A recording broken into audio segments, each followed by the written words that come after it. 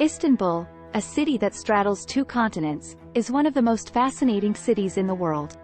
It is a place where the past and the present coexist, where tradition and modernity meet, and where different cultures come together.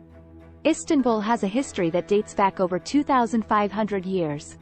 It was the capital of two great empires, the Byzantine and Ottoman, and has been a hub of trade and commerce for centuries. Istanbul is home to some of the world's most magnificent historical landmarks, including the Blue Mosque and Hagia Sophia. These beautiful buildings are a testament to the city's rich cultural heritage. Istanbul has always been a city of artists and intellectuals. It has inspired many writers, poets, and musicians over the years, and its artistic scene is vibrant and diverse. Istanbul's artistic scene is a blend of traditional and modern, with beautiful galleries and museums showcasing some of the world's most innovative and exciting art. Turkish cuisine is some of the most delicious and diverse in the world. It's a mix of flavors and spices that have been influenced by many different cultures over the years.